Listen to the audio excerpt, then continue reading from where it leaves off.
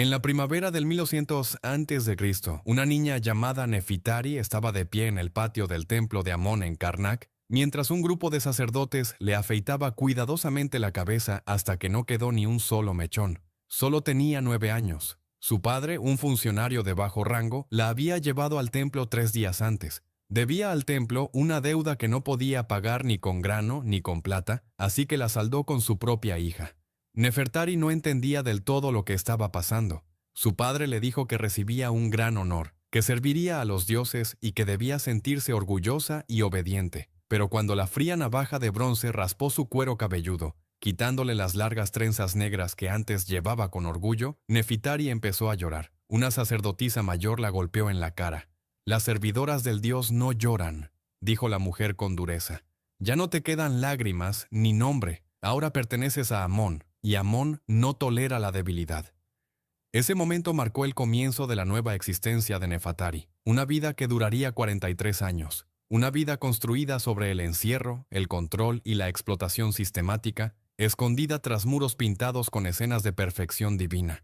Nunca volvería a salir del templo, nunca se casaría, nunca poseería propiedades y nunca decidiría qué pasaba con su cuerpo ni con su futuro. Pero aquí está lo que la mayoría de la gente nunca se da cuenta. Nefitari no estaba sola. Era una de las miles de niñas y mujeres que vivieron y murieron dentro de los templos de Egipto, vestidas de pureza, pero atrapadas en la servidumbre. Llevaban títulos que sonaban sagrados: esposas del dios, servidoras del dios, manos de la diosa, las puras. Pero detrás de esos bellos nombres había un sistema que destruía vidas. Esta es la verdad que los jeroglíficos nunca te contarán. Y lo que sigue no es mito. Está documentado en papiros, archivos de templos y registros antiguos. Es la historia de cómo el poder religioso puede retorcerse para controlar y explotar a los vulnerables. Si quieres descubrir los rincones más oscuros de la historia humana, ayuda a que este canal crezca. Dale like y suscríbete porque lo que viene es mucho más oscuro de lo que imaginas. Cuando la gente de hoy oye hablar de vírgenes del templo o sacerdotisas de Egipto, imagina algo grácil. Mujeres elegantes vestidas de lino blanco realizando rituales sagrados, servidoras honradas y respetadas de los dioses. Pero esa imagen es completamente falsa, un producto de la propaganda antigua. Vamos a desmontar qué eran realmente estas mujeres. El término egipcio más común era emit, que significaba servidora del dios o esposa del dios. Otros títulos incluían shimayat, cantora o música, y kenret, un término más amplio para asistente del templo. Cada una tenía roles específicos, pero todas compartían una verdad. Estaban atadas al servicio del templo, estrictamente controladas por su jerarquía y despojadas de autonomía e identidad. Y sobre esa palabra, virgen, no significaba inocencia sexual como pensamos hoy. En el lenguaje del templo, pureza significaba pureza ritual, un estado definido por los sacerdotes. Se refería a estar intocada por lo profano. Pero esa pureza se imponía mediante el control. Control sobre los cuerpos de las mujeres, sus movimientos y sus relaciones. Se las mantenía puras para los dioses, lo que en términos reales significaba que se las mantenía accesibles a los sacerdotes que decían representar a esos dioses. Y aquí está la verdad crucial. La mayoría de estas mujeres nunca eligieron esa vida. Muchas fueron entregadas al templo siendo niñas, mucho antes de poder entender lo que significaba. Las familias dedicaban a sus hijas como ofrendas religiosas, a veces para ganar favor divino, otras simplemente para alimentar menos bocas. Lo que se presentaba como acto de piedad era en realidad una entrega permanente. La niña era dada y nunca regresaba. Otras eran entregadas como pago de deudas, igual que Nefitari. Los templos de Egipto no eran solo centros religiosos, eran gigantes económicos que poseían vastas tierras, prestaban grano y plata y cobraban impuestos. Cuando las familias no podían pagar, a menudo pagaban con sus hijas. Era tráfico humano sancionado por el Estado envuelto en devoción religiosa. Y luego estaban las niñas que nunca tuvieron familias que las ofrecieran, las que fueron tomadas como tributo. Los ejércitos egipcios capturaban rutinariamente personas de Nubia, Libia y el Levante. Entre ellas había niñas y mujeres jóvenes entregadas a los templos y absorbidas en un sistema de servidumbre santa del que escapar era imposible. Las edades de estas niñas eran terriblemente tempranas. Los registros en papiros mencionan iniciadas que entraban al servicio del templo a los 8 o 9 años, muchas antes de la pubertad. Eran niñas incapaces de dar consentimiento. Déjame contarte sobre una de ellas, una niña llamada Mutmoya. Tenía 8 años cuando los soldados egipcios llegaron a su aldea Nubia. Recogían tributo, oro, grano, marfil y niños. Entre los elegidos estaba Mutmoya, una niña de 8 años. Ella y otros 12 fueron atados con cuerdas y obligados a marchar hacia el norte, un viaje de cientos de kilómetros que duró semanas. Mutmoya no hablaba egipcio y no tenía idea de a dónde la llevaban. Lloró sin parar hasta que un guardia la golpeó en la cara y le dijo que llorar estaba prohibido. Desde ese momento aprendió a llorar en silencio. Cuando finalmente llegó a Tebas, fue asignada al templo de Mut, la diosa de la maternidad. La cruel ironía solo se haría evidente con el tiempo. Ahora servía a una diosa que simbolizaba a las madres mientras se le negaba el derecho a convertirse en una. El proceso que convertía a niñas como Nefitari y Mutmoya en posesiones del templo estaba diseñado intencionalmente para destrozarlas por completo, tanto psicológica como emocionalmente. Una vez que una niña era aceptada en el servicio, pasaba por una serie de rituales destinados a borrar su identidad pasada y remodelarla en una servidora sumisa de los dioses. El primero era la purificación por agua. La niña era llevada a un estanque sagrado, desvestida y lavada repetidamente con agua mezclada con natrón, un compuesto de sal natural usado en rituales. Pero lo que se presentaba como limpieza era en realidad profundamente invasivo. Estos supuestos baños de purificación no eran más que exámenes ritualizados disfrazados de actos sagrados. Los sacerdotes inspeccionaban cada centímetro del cuerpo de la niña bajo el pretexto de asegurar que estaba pura. Decían que el ritual era sagrado y necesario, y que cualquier resistencia enfurecería a los dioses. Cuando llevaron a Nefitari al estanque de piedra, 3 sacerdotes y 2 mujeres mayores la esperaban. Dudó en quitarse la ropa, pero una de las mujeres la agarró y se la arrancó. El agua estaba helada. Un sacerdote entró en el estanque a su lado y le ordenó quedarse quieta. Luego, lentamente, empezó a tocarla de maneras que la hicieron temblar de incomodidad. Cuando ella se apartó, él la agarró del brazo y dijo fríamente: «Los dioses están mirando, están probando tu obediencia». Nefatari se quedó paralizada de terror y lo soportó en silencio. Ese momento, disfrazado de deber sagrado, fue su primera violación. Marcó el tono para los años venideros, enseñándole que su cuerpo ya no le pertenecía. Después de la purificación venía el ritual del afeitado. Se quitaba cada hebra de cabello de su cabeza. Oficialmente se decía que era para preservar la pureza ritual, pero en verdad servía para romper el sentido de identidad de la niña. El cabello estaba ligado a la belleza, la vanidad y el orgullo personal. Quitárselo borraba la individualidad. Cuando Nefitari se miró en un espejo de bronce después, no reconoció la cara que la miraba. Esa persona ya no era Nefitari, era lo que el templo había moldeado. El siguiente ritual era el cambio de nombre. Su nombre de nacimiento, el que le dio su madre, le era quitado para siempre. Los sacerdotes le asignaban una nueva identidad, a menudo algo como amada de Amón o mano de la diosa. A Nefitari la renombraron Nefert Nebit, que significa hermosa es la señora. Le ordenaron no volver a pronunciar nunca su verdadero nombre. El nombre que la conectaba con su familia fue declarado muerto. Ese cambio de nombre marcaba la muerte simbólica de su yo anterior. Ya no era la hija de su padre. Ahora era una creación del templo, una ofrenda viva que pertenecía por completo a los dioses. Pero el proceso no terminaba ahí. Después de la limpieza, el afeitado y el cambio de nombre, venía el ritual más oscuro de todos, la ceremonia de matrimonio divino. Cada niña era simbólicamente casada con el dios al que estaba destinada a servir. El templo lo presentaba como un gran honor. A la niña la vestían con lino blanco fino, su cabeza rapada cubierta con una peluca ornamentada y su cuerpo adornado con joyas. La llevaban ante la estatua de la deidad donde juraba votos de servicio eterno. Los sacerdotes recitaban palabras rituales como si el dios mismo hablara a través de ellos. Aceptaban a la niña como esposa del dios. Cuando Mutmoya pasó por este ritual tenía 10 años, vestida con lino blanco de seda, su pequeño cuerpo brillando con ornamentos dorados. Fue conducida al santuario interior, una cámara oscura dominada por la imponente figura de la diosa Mut. El sumo sacerdote comenzó a cantar en la antigua lengua sagrada, afirmando que era la voz de Mut misma. Proclamó que Mutmoya había sido elegida, pura y bendecida para convertirse en la esposa de la diosa. Luego le ordenó repetir las palabras: «Tomo los votos, me entrego a Mut, mi cuerpo es su templo. mi vida es su propiedad. Serviré en pureza y obediencia para siempre. Ella repitió cada frase sin dudar, sin entender lo que realmente significaban.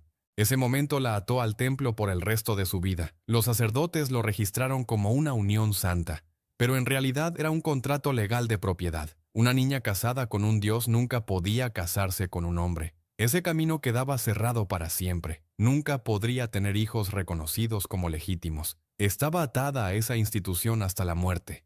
Pero había algo más profundo sobre este supuesto matrimonio divino. Algo en cómo los sacerdotes se veían a sí mismos como representantes vivos de los dioses. Y pronto entenderás lo que eso significaba. La vida dentro del templo para estas servidoras de lo divino estaba diseñada con precisión absoluta, estructurada, aislada y controlada para eliminar cualquier posibilidad de rebelión o escape. Vamos a recorrer un solo día en la vida de alguien como Nefertari. Se despertaba antes del amanecer en un dormitorio comunal rodeada de docenas de otras mujeres jóvenes. Las niñas más pequeñas dormían bajo la supervisión de asistentes mayores, mujeres que habían pasado décadas dentro del sistema y ya no recordaban la libertad.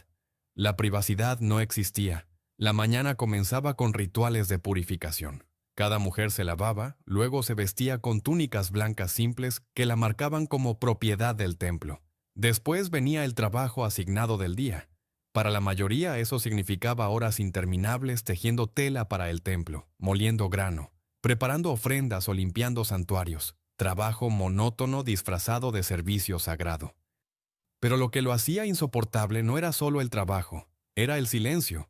A las mujeres les estaba prohibido hablar a menos que se les hablara. Cualquier conversación innecesaria era castigada con dureza. El silencio cortaba la conexión humana, impidiendo la amistad o la confianza. Estaban rodeadas de otras pero completamente solas. La única amiga de Nefitari era una niña llamada Takayat. Trabajaban juntas en los telares. Aunque no podían hablar, a veces se susurraban. Una tarde la supervisora lo notó. Sin aviso golpeó a Takayat en la nuca con un palo de madera. Takayat fue arrastrada afuera mientras la supervisora gritaba. Esto le pasa a quien rompe el silencio. Durante 3 días Takayat desapareció. Cuando regresó, nunca volvió a hablar, ni siquiera en susurros. Sus ojos estaban sin vida. 2 meses después, desapareció por completo. La supervisora simplemente anunció que Takayat había sido encontrada impura y devuelta a los dioses. Nadie sabía qué significaba eso, pero todos lo sabían. La vigilancia dentro del templo iba mucho más allá. A las mujeres las observaban constantemente. Sus movimientos estaban restringidos. El contacto con sus familias estaba prohibido. El control sobre sus vidas se extendía a todos los aspectos de su existencia. Eran sometidas a inspecciones regulares para asegurar la pureza ritual. Estos exámenes, realizados por sacerdotes, eran profundamente invasivos. Nefertari aprendió a desconectar su mente de su cuerpo durante ellos, a dejar que sus pensamientos se alejaran mientras ocurrían las violaciones. Si una mujer mostraba infelicidad o resistía, venía el castigo, trabajo extra, hambre o palizas. Escapar era imposible. Las habían tomado tan jóvenes que ya no recordaban la vida fuera de los muros del templo. No tenían habilidades, ni hogar al que regresar, ni recuerdo de la libertad. Estaban atrapadas no solo por la piedra, sino por el condicionamiento. Su educación dentro del templo reforzaba la obediencia. Les decían que eran bendecidas, que los sacerdotes hablaban con autoridad divina, que sus cuerpos eran templos de los dioses. Sonaba espiritual hasta que te dabas cuenta de cómo se usaba esa idea contra ellas. Si tu cuerpo es un templo y los sacerdotes actúan en nombre de los dioses, entonces esos mismos sacerdotes reclaman acceso a ese templo. Cuando Mutmoya, la niña nubia, cumplió 16 años, llevaba 8 años en el servicio del templo, pero aún guardaba recuerdos de su hogar, de las canciones de su madre. Una noche empezó a tararear una melodía nubia conocida en voz baja. Una mujer mayor la oyó y la denunció inmediatamente. A la mañana siguiente, Mutmoya fue arrastrada ante el sumo sacerdote. Él la golpeó en la cara. «No tienes madre», dijo fríamente. «No tienes otra lengua que la de los dioses. No tienes recuerdos excepto los que nosotros te damos». La encerraron en un almacén durante 7 días. Cuando salió, algo dentro de ella había muerto. Nunca volvió a cantar. Ahora escucha con atención porque aquí la historia se vuelve mucho más oscura. Entre las mujeres del templo, algunas tenían una designación especial, esposas del dios. Participaban en rituales conocidos en las inscripciones como uniones sagradas. ceremonias supuestamente destinadas a reescenar mitos divinos y asegurar la fertilidad de Egipto. Los textos que las describen suenan poéticos, llenos de lenguaje metafórico y simbolismo religioso, pero en realidad estas ceremonias ocultaban algo horrendo. Los sacerdotes de alto rango, especialmente el sumo sacerdote de Amón, afirmaban encarnar físicamente al dios durante estos eventos. Se vestían con prendas divinas, realizaban rituales elaborados y declaraban que sus actos representaban al dios trabajando a través de ellos.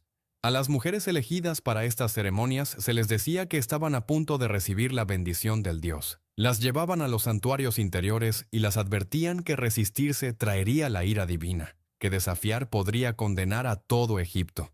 Y entonces los sacerdotes, reclamando derecho divino, llevaban a cabo lo que llamaban el matrimonio sagrado del dios. Seamos claros, no eran uniones santas, eran actos de coerción, encuentros entre hombres poderosos y mujeres indefensas, indoctrinadas desde la infancia, para creer que sus cuerpos pertenecían a los dioses. Cuando seleccionaron a Nefitari para su primera unión sagrada, ella tenía solo 14 años. Le dijeron que el propio dios Amón la bendeciría. La noche del ritual la condujeron al santuario interior del templo. El aire estaba cargado de incienso. El sumo sacerdote, con el rostro oculto tras una máscara ornamentada, se acercó e instruyó que se sometiera por completo. Nefitari no entendía qué quería decir. Se quedó paralizada cuando sus manos empezaron a quitarle la ropa. Entonces entendió e instintivamente retrocedió, pero los otros sacerdotes la tranquilizaron susurrando que era la voluntad del dios. El sumo sacerdote la advirtió que negarse sería blasfemia, un insulto al propio Amón. Lo que siguió fue registrado como una unión sagrada exitosa. Pero Nefitari sabía la verdad. No era sagrado. Era violación envuelta en ritual, estupro disfrazado de religión. Algunas mujeres eran obligadas a participar en estas supuestas uniones muchas veces. Peor aún, varias quedaban embarazadas. Esos niños eran oficialmente declarados bendecidos. Sin embargo, eran prueba innegable de lo que les habían hecho a sus madres. Las hijas eran criadas para servir en los templos igual que sus madres. Los hijos eran entrenados para convertirse en sacerdotes.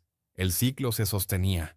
A los 16 años, Nefitari se dio cuenta de que estaba embarazada. La trasladaron a un alojamiento separado donde vivían otras mujeres embarazadas, todas víctimas del mismo sistema. Una mujer mayor le dijo suavemente: «No esperes demasiado. Cuando tu hijo sea destetado, te lo quitarán. Si es niña, servirá aquí como nosotras. Si es niño, los sacerdotes lo criarán. Tú seguirás perteneciendo al templo igual que tu hijo». Nefitari dio a luz a una hija. Durante 3 breves años cuidó de su hija. Luego se la quitaron para comenzar su propio entrenamiento. Nefitari volvió a sus deberes, viendo a su hija solo de lejos en los corredores del templo. Nunca permitido hablar, nunca permitido reconocerla. Ver a su pequeña pasar por el mismo proceso de ruptura que ella había sufrido fue el castigo más cruel de todos. Lo que les pasaba a las que se atrevían a resistir estaba pensado para aterrorizar al resto. Algunas mujeres sufrían lo que los registros llaman dedicación al desierto. Las arrastraban más allá de los muros del templo y las dejaban solas bajo el sol ardiente sin comida ni agua. Muerte por exposición, lenta y atroz. Una de ellas fue Kenutma.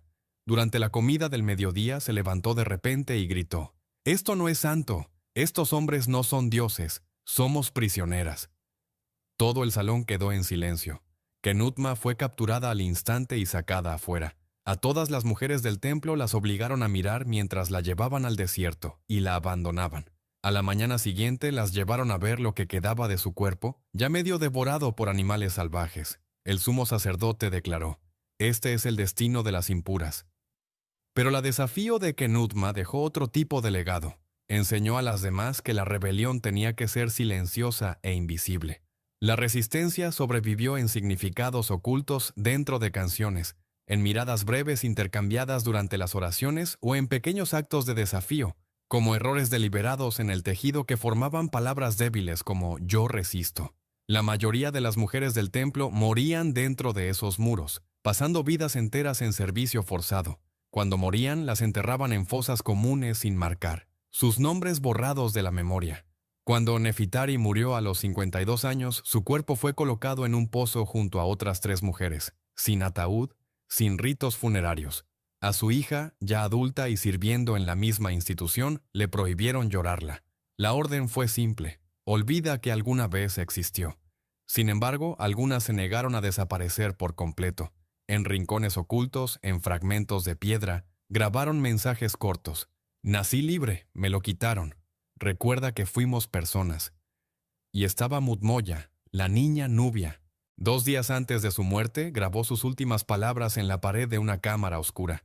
Vine de más allá de la primera cascada. El nombre de mi madre era Manatori. Recuerdo su voz. Nunca olvidé quién fui antes de que me tomaran. Esta vida no fue mi elección. Si encuentras esto, sabe que viví. Sabe que recordé. Su mensaje aún susurra desde la piedra. Existí, importé, recuérdame. Esta es la verdad que los templos egipcios intentaron enterrar. Miles de mujeres tomadas de niñas, explotadas durante décadas, borradas en la muerte. Hoy los visitantes admiran la belleza de estos templos, sus pilares y tallas, sin darse cuenta casi nunca del sufrimiento que ocurrió dentro de ellos. Pero ahora tú sabes. Cuando mires esas antiguas paredes, las verás diferente. Detrás de las escenas pintadas de dioses y reyes estaban mujeres como Nefitari, Mutmoya y muchísimas otras cuyos nombres se perdieron. Eran personas reales, mujeres que soportaron una crueldad inimaginable y aún encontraron formas de contraatacar, aunque solo fuera con un rasguño en la piedra. ¿Qué piensas de su historia? ¿Cómo debería la historia recordar estos monumentos de opresión? Deja tus pensamientos en los comentarios. Si crees que estas voces olvidadas merecen ser escuchadas, suscríbete a este canal. Aquí desenterramos las historias que la historia oficial intentó silenciar. Los templos aún están en pie, las piedras aún recuerdan, y ahora tú también.